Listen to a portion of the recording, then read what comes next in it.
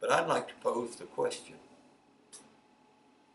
What unique situations do you have in your communities, and how do we go about reaching people with the gospel? I don't want to do the talking. Ian, help us out.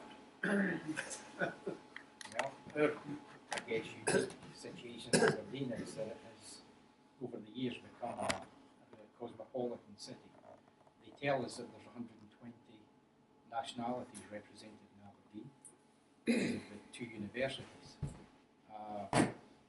We've in recent years had a big influx of Eastern Europeans because of the change in, or the addition of some countries into the European Union. We kind of joke that, when they're looking for a place to go, A is at the top of the alphabet, B comes next. So Aberdeen, we have something like 26,000 Polish people in Aberdeen and surrounding areas. 1/3 of all births in the maternity hospital are non-UK folks, international people. So big change in Aberdeen. Of course, we have a number of Americans who come. I better watch what I'm saying here, taking that's been videoed.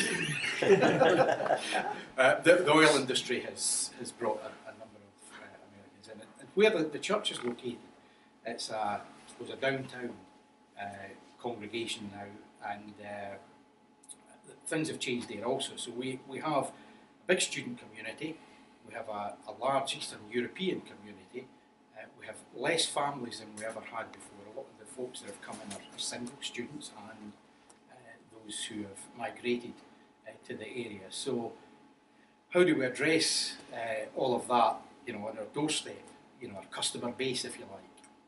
One of the things that we've kind of focused on has been the FriendSpeak deal, which is not quick fix, but FriendSpeak, if you're not familiar with it, is teaching conversational English to those who don't have English as their first language, but you use the Bible to do that. So we no longer do an evening gospel meeting, because we found that our gospel meetings was really us, pretty much. So on average we've got 8 to 12, let's say, on a Sunday afternoon, where we are teaching mainly Eastern Europeans the Word of God, but meeting a need that they have there. Just, the way things are going with that, we've had several who have become Christians as a consequence. We have had some people who, for example, a Russian family, who have been giving back. They've been teaching English to others because they were taught English, but also became Christians as a consequence of that. But recent times, there's a guy that I've read with for a number of years, who's never claimed Christ, is a believer, but I think where we're going from here, an emphasis is on friend, okay? So relationships are being built, and Jan had an accident at work, and just last week had to have his leg amputated. And so a number of folks from the congregation, just like you're saying, have been going and visiting him in hospital.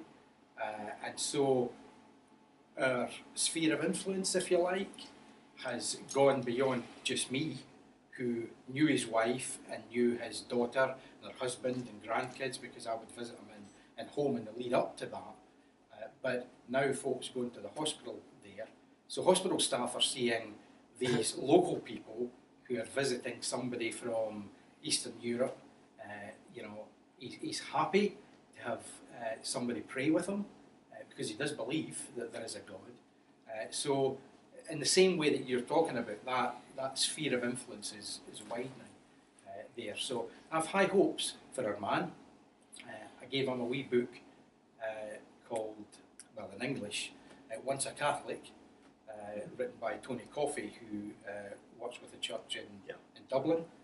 But it's been translated by the Eastern European missions out there in Vienna into Polish and a whole bunch of other languages as it happens. But so he's got that and he's reading that and is scratching his head, I think, over some of things. We've had a couple of discussions about Mary in particular. One example of what's going on. I think, though, whilst that's a great programme, it really is down to just, as you say, living Christ. And for me, a fantastic example is a lady called Valerie Irvin Fortescue, is her name. One of our members, Margaret, has been caring for her for about maybe 5-6 years, thereabouts. And every time she goes into that lady, she just loves Christ. Now, I visit every Monday, but my contribution to this is, very small. Margaret is the one who, over time has really shared Christ with her. And about 4 years ago, when Valerie was 86, very frail, walks with a cane, struggles really to get around, went and got on public transport, got a bus, came to our building on a Tuesday night, wrong night, nobody there. Went back on the bus, came back, having read in the sign that we would meet on a Wednesday, came back and put in my hand a little slip of paper that said, baptism now saves you, and said, I want to be baptised. So at the age of 86, she was immersed, had her 90th birthday 2 weeks ago, reminded her of that. I mean, she's failing, but she was at her worship service, and it was just a joyous time. So what's happening? I think people are just trying to live Christ. No quick fix. There's not thousands raising their hand and saying, what must I do to be saved? But you just do your best and try and reach out. So I've preached enough. Somebody else has done. Well, I thought I knew English until I came to Scotland. So I want to sign up for your class. Okay? Okay. Well, let me sort that out then. Scottish Dictionary. There's a little card, just websites there, etc. You can sign up. Friends speak. That's excellent. Thank you. Great. What are some of the others of you? Anything that you've done or know of that's been effective and preaching, or what's working? Ken? Working in South Africa, we had a lot of refugees fleeing the turmoils to countries to the north of us, encountering xenophobia in South Africa.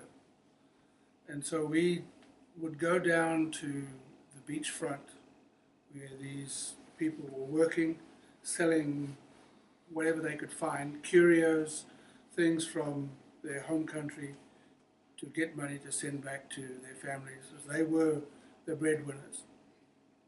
And not imposing on them, we went and asked them about their crafts and their art, and saw that they were in the blazing hot sun, and provided them with a little bottle of water.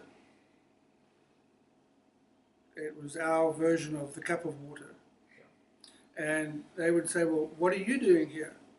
And we would tell them that we are here to serve Jesus. Oh, you're a preacher man. No, we're just servants.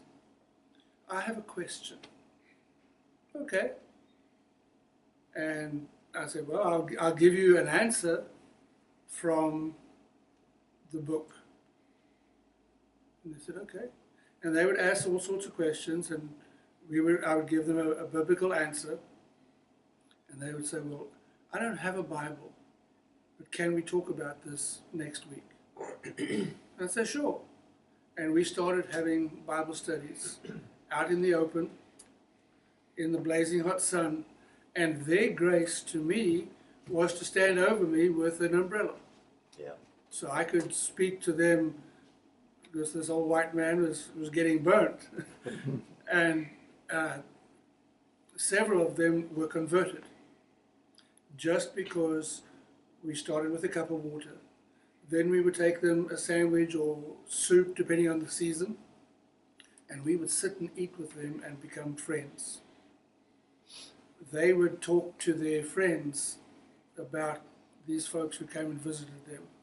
And they would come down every time we were down there so they could also have a sandwich. When they were converted, and of course the ocean was right there, and everybody seemed to want to get baptized in the ocean in July, which is the middle of winter in the southern hemisphere, but that was fine. We were blessed to have 40 AIM students, Adventures in Mission students, over 7 years that we were there in Port Elizabeth. And they were very instrumental in becoming friends and living the Christ life among these people basically on a daily basis. We had 1 day a week where we would feed them or give them water or whatever and eat with them, but they would meet with them daily and they would also be asking questions. But when they became converted, we were criticized by the local Christians because we did not church them. We didn't bring them to the congregations because that was counterproductive. They didn't have transport, and it would have made them dependent upon us to transport them to and from services and so on. And they began to worship under the palm tree. So we call ourselves establishing the Palm Tree Church of Christ. That's great. And of course you've got a tourist town, and people are walking by and they're seeing this group of people, a diverse group of ethnic differences, and they would stop and listen. Some of them would be bold enough to say, well, what's going on here? Well, we're just worshiping Jesus. Why don't you join us? And we'd sing in tongues because we'd sing the different languages and in English. And they then began to teach what they knew to their folks that were living in the dormitories and the apartments around about them.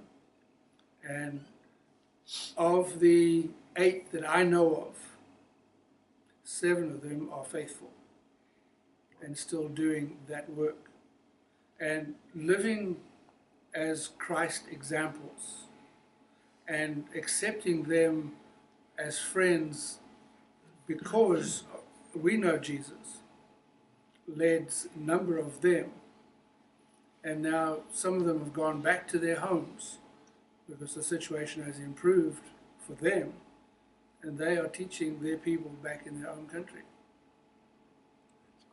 So I have learned that what the Bible says about loving others and loving God really works. And that transcends the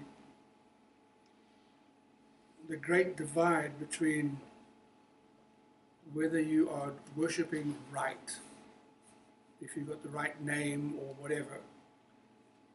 I mean, I've had people tell me that, yeah, I've been saved. It's okay. How's that working for you? Why are you saved? And they have to shake their head. What do you mean? Why am I saved? I said, well, is it the end result that you're looking for? If you were saved, for what purpose were you saved? Oh, so I don't go to hell. I said, mm-hmm. And how's that working? Well, it's difficult. Mm-hmm. But why were you saved? Was it just to forgive your sins? Well, that's a big one. I said, mm-hmm. Why are you still here? If just saving you from your sins was the end result, why are you still here? Every one of them came back over a period of weeks with the answer, I'm here to tell people what it's like to be a child of God. And they were never taught that by any of us. They got that from their own study of the scriptures. And they just blew me away. That their depth of insight into the gospel, when just the simple gospel message was preached, is just mind-blowing. Because I was working with Christians that have been Christians for 20 or 30 years who still had no idea what they were doing. So that was wonderful, but it does highlight the problem of dealing with people that have been um, who've been taught style over substance. John, what's happening in Glasgow or in East Kilbride? You, That's sort of Glasgow, isn't it? All right, now we're trying to just establish some more contacts. Taking a page out of Livingston's book, really, who for the last 3 or 4 years have had, ended up having me go over to do lessons on evidences. And it's on Tuesday evenings over a period of about 10 weeks. And they advertise to have visitors come. We still get a good number of visitors there. So I'm taking those lessons and trying to do East Kilbride now and see what we can get going there. So we're, for lack of anything else, putting out leaflets because if people don't know about it, I know they're not going to come.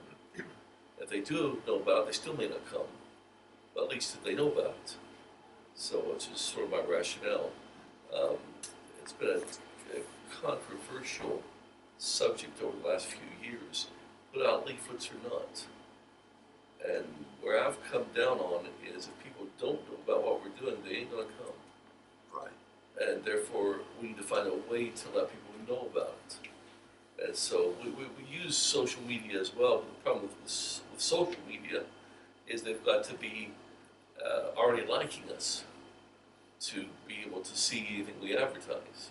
So the trick there is to get those who are on our congregation Facebook page that like us to like our adverts, so that those who know them are reading our adverts. And I think that's a way to do it. So we're slowly right now just feeling a way, trying to find ways to reach people who are not Christians, who we don't know yet. That's the trick. If anybody figures out how to do that really good, let me know.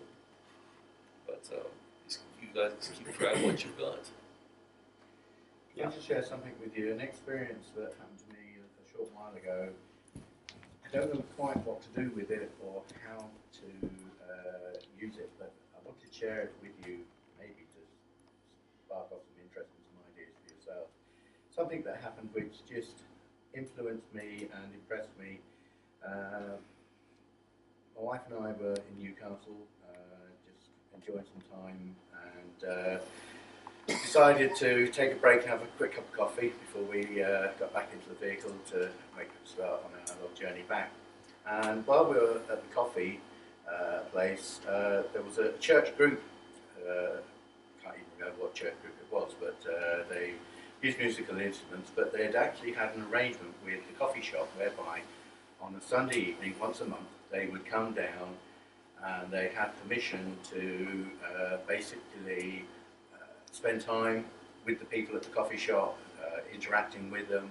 They would sing hymns, they would have people speak on various subjects, explaining about how they came to Christ.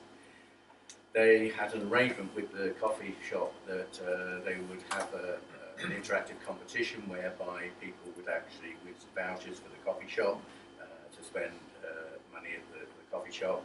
But it was, I think it was from 5 till 7 in the evening.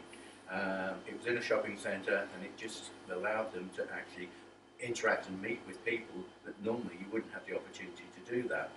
So we spent a pleasant hour and a half listening to various gospel music. They got musical instruments and that, but it was the way they'd struck up the relationship with the coffee house to allow them permission to sit down, talk to people. They ran a competition, which meant that they had people that would have to sit and have people come around and help them out with the talk to them as the competition was going on.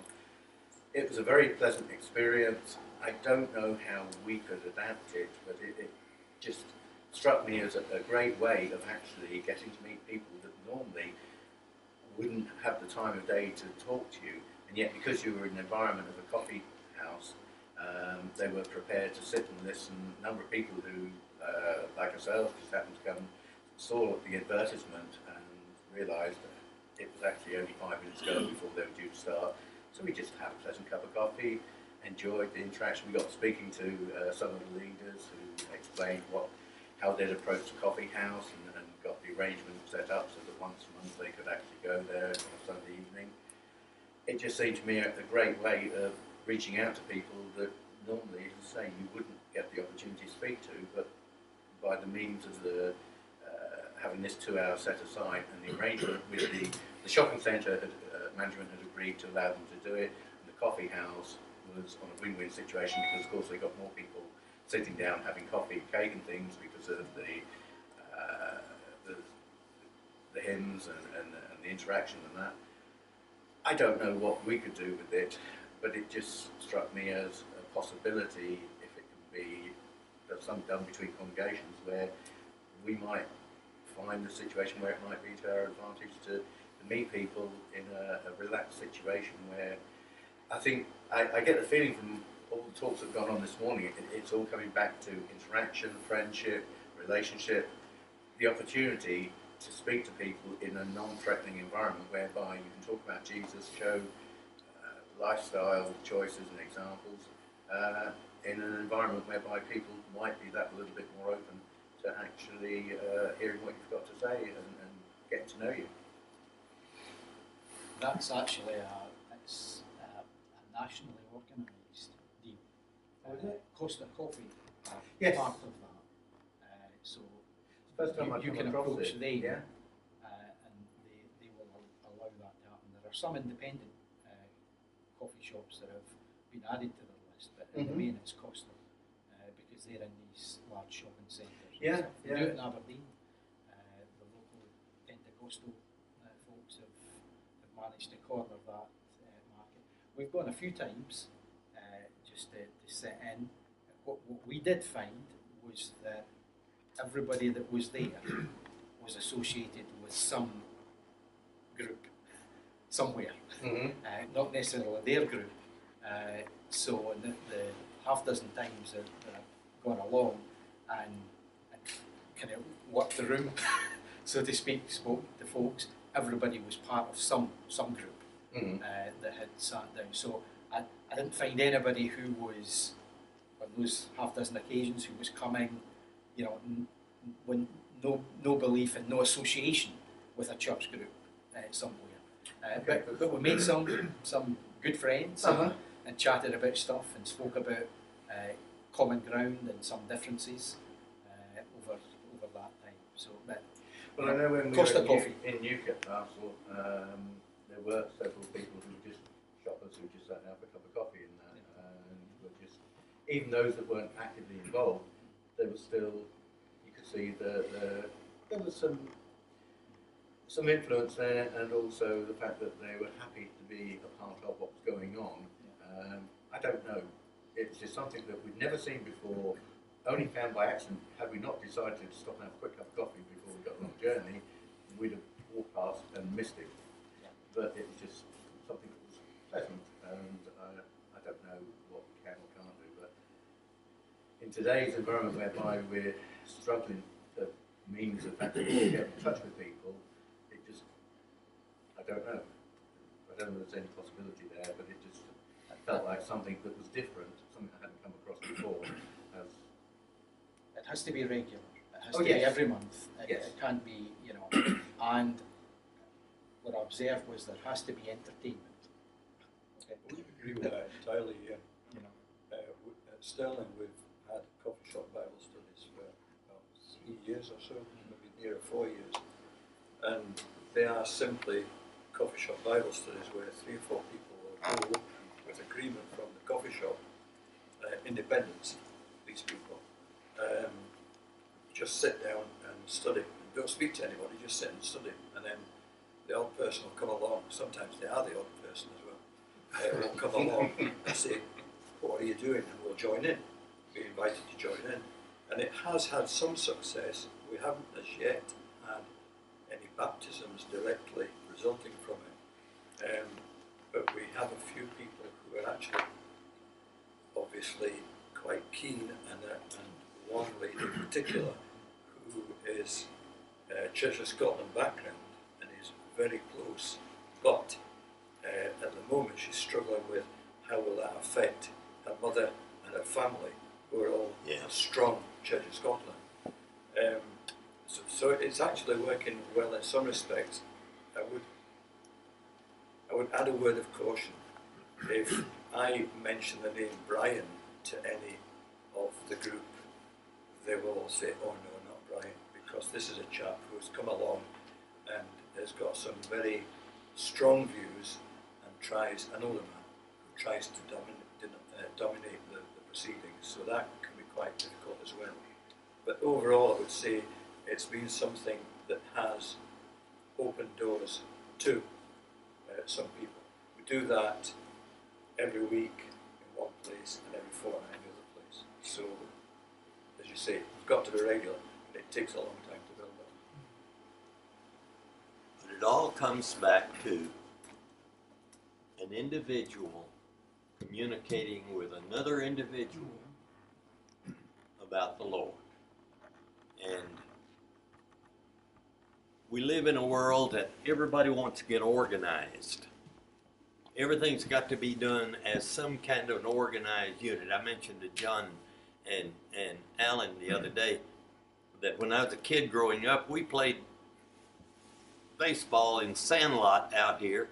Now, kid's got to have a uniform, he's got to be in a team, he's got to have a cap, you've got to have an awards day at the end of the year, you have to have all these things organized and everything. Now, Christianity is individual religion, and it ultimately comes down to an individual forming a relationship with others and opening the door to talk to them about Christ. We're about in the dinner hour because I talked too long this morning. I apologize for that. But I've got to tell you about a woman in Florida.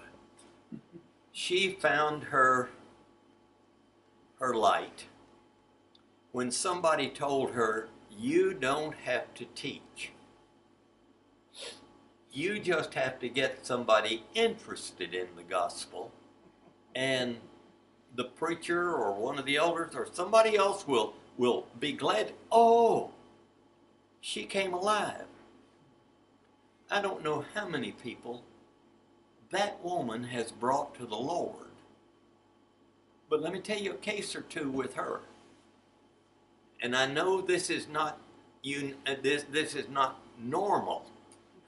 This is not average by any means. She's in a grocery store. She observed a woman who was terribly twisted physically, pushing a cart, and she had with her a little girl about 9 or 10 years old who was going along with her. She watched her for a while, and she went up to her and said, "Pardon me," said, I apologize for intruding, but let me ask you something." She said, "Is this your little girl?" And she said, "Yes, it is." She said, "Is it hard for you to do her hair?" Here's this woman, all twisted. She said, "Oh yes, very difficult." She said, "You don't know me, but I would be just delighted if when she needs her hair done, if you would let me know, and I would be glad to come and do her hair for you. Let me give you my phone number and my name, and if you're comfortable with that and would like it, you give me a call." And the lady said, "Oh, well, that's so gracious of you." That's just unusually gracious, and I really appreciate it and all that. And she started to leave and turned back to her and said, "Well, by the way," said, "I worship at the Central Church of Christ here in town, and we have a whole lot of people in our congregation who care for others and all, and we would love to have you visit with us. Need I tell you that that woman and that little girl who grew up, by the way, are now Christians. But now let me tell you about that same woman. She had been praying and praying to the Lord to open the doors and give her somebody she could teach and lead to. She was on her way somewhere, and a policeman stopped her. And the cop came up to the window, and when he got to the window, she said to him, "Do you know why you stopped me?" He said, "Yes, I know why I stopped you. You went through that stop sign back there, and you didn't take a full stop. And no, that's not why you stopped me." She said, "You stopped me because I've been praying to the Lord to send me somebody that I could talk to about the gospel." I want to tell you, that man is now a Christian. Did you get a ticket? He is now a Christian. Because that woman opened those doors like that, and she's just looking for cases like that. One more case, and then turn it back to you or to Jack or whatever. But one more case. A friend of mine, who's a preacher, stopped on the side of the road for speeding. The policeman worked on him. In the process, the fella told the man that he was a preacher and all of this, and he got his ticket. About 3 weeks later, he got a phone call from that policeman. The policeman said, "My wife and I are having marital problems. And when I stopped you on the street, your whole demeanor was so pleasant to me and so different from most that it impressed me greatly. My wife and I felt we needed to talk to somebody about our relationship. And I went back through my records and found your name and called you." The policeman is not only a Christian today, he is a preacher of the gospel today. Don't rely on methodology. Don't rely on some kind of programmed appeal to the world. Teach your people to be talking to people about Jesus. Get them to be like that girl in Florida who is looking for people that she can talk to about the Lord. Jack, thank you.